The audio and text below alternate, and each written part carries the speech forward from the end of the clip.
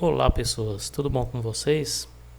Aqui quem fala é o professor Rodrigo e vamos dar início a mais uma aula de Química para as turmas do primeiro ano do ensino médio da Escola Técnica Estadual Professora Célia Siqueira. Na aula de hoje nós vamos falar um pouquinho sobre alotropia e a gente começa falando um pouquinho da definição. O que é alotropia? Como se define alotropia?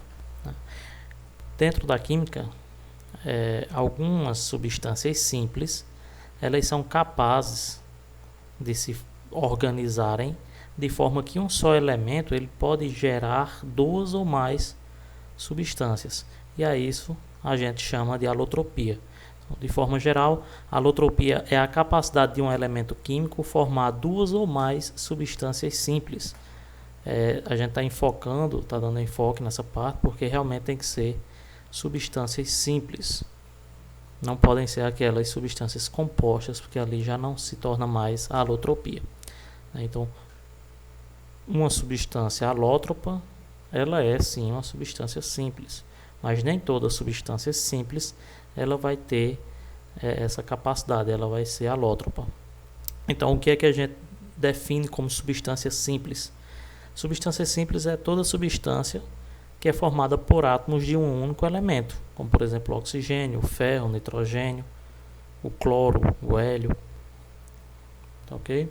E dentro desses elementos que têm essa propriedade, essa capacidade de alotropia, nós podemos citar o oxigênio. Características desse elemento é que ele é um gás inodoro, incolor, é bastante requisitado nos processos de respiração e combustão, né? O fogo em si ele só consegue se desenvolver, só consegue ter a combustão, a queima do combustível, quando se tem a presença do oxigênio naquele ambiente. Sem o oxigênio não existe a combustão.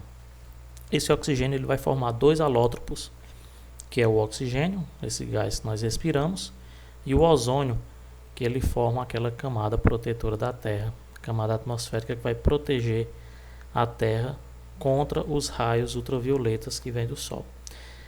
Nesse caso, o que difere os dois alótropos, tanto o oxigênio como o ozônio, é a quantidade de átomos de carbono na molécula. Enquanto a molécula de oxigênio tem 2 átomos, a molécula de ozônio ela terá 3 átomos de oxigênio.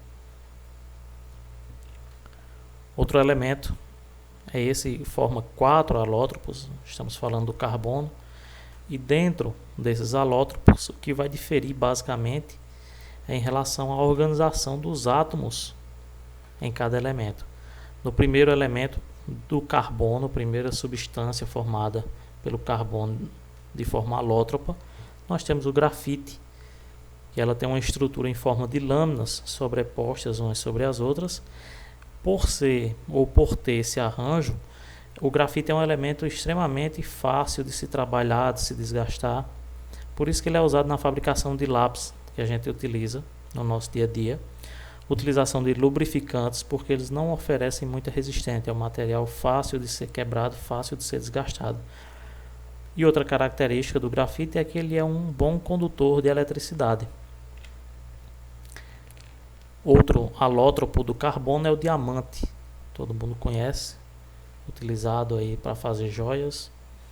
É um material que na temperatura ambiente ele vai ser sólido, ele é incolor, possui alta dureza.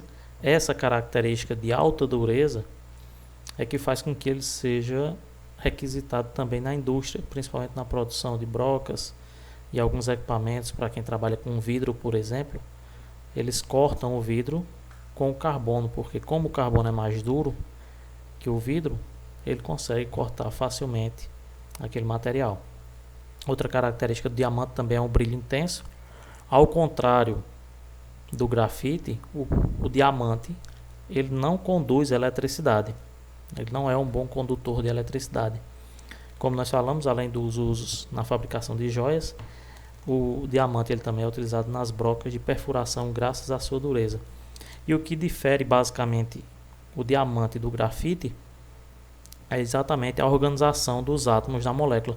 Enquanto lá nós temos, no grafite nós temos uma organização em forma de lâminas, no diamante nós vamos ter uma organização tridimensional. Vejam que o arranjo do carbono no diamante ele é diferente quando a gente compara com o grafite. E é graças a esse arranjo, a essa forma que está disposto os átomos de carbono que confere a dureza ao material. O terceiro alótropo do carbono é o fulereno. São moléculas com 60 carbonos. Esse alótropo foi descoberto relativamente há pouco tempo, em 1984.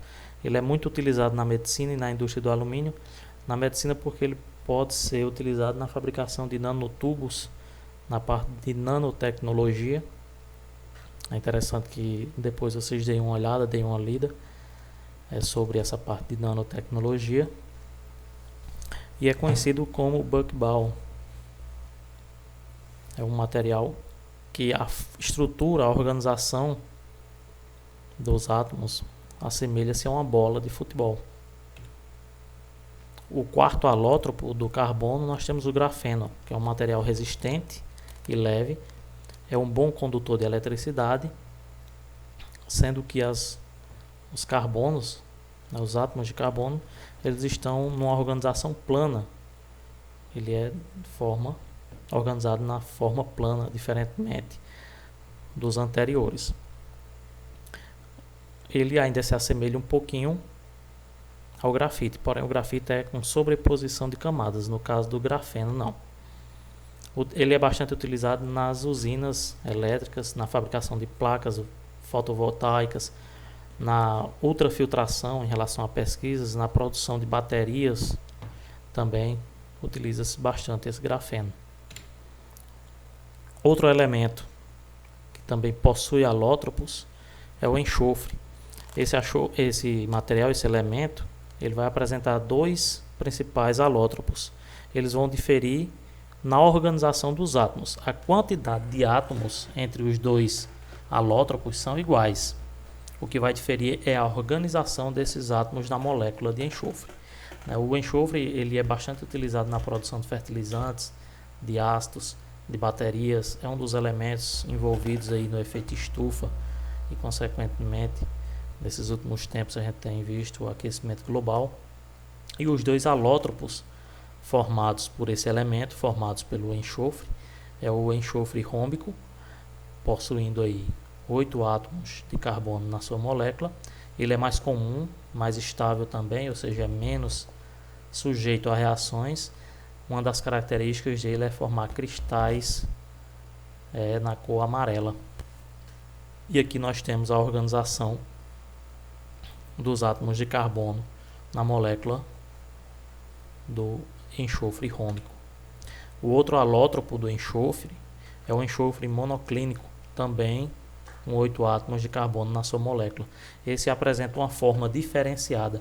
Ele apresenta formas de cristais finos, semelhante a agulhas, também apresenta uma cor amarelada e ele é menos estável. E aqui nós temos um esqueminha da estrutura química do enxofre monoclínico, que é um alótropo do enxofre. Próximo elemento nós vamos ter aí, que vai formar alótropos também, é o fósforo, muito utilizado na fabricação de explosivos. É o fósforo, forma 2 alótropos e difere quanto à quantidade de átomos. Se a gente voltar aqui um pouquinho, nós vamos ver que o enxofre, ele tem os dois alótropos do enxofre têm a mesma quantidade de átomos, porém formas ou estruturas químicas diferentes. Enquanto que o fósforo ele vai diferir em relação à quantidade de átomos na molécula, sendo que a forma química vai ser bem semelhante. O primeiro alótropo que nós vamos falar sobre o fósforo é o alótropo do fósforo branco, formado por 4 átomos de fósforo, por isso P4, 4 átomos do elemento fósforo.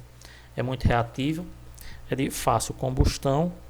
E esse fósforo branco, ele é o menos estável. Quando a gente fala que é fácil combustão, ele incendeia-se, estamos dizendo que ele tem a capacidade de incendiar-se muito rapidamente ou muito facilmente. Ele é menos estável, por isso que ele tem a capacidade também de reagir, inclusive quando exposto ao ar atmosférico, ao ar do ambiente. É tanto que esse material, muitas vezes, ele é guardado, ele é condicionado em tubos de água, para que ele não entre em contato com o ar e que não acabe causando aí uma explosão ou uma combustão. E o segundo alótropo do fósforo, nós temos aí o fósforo vermelho.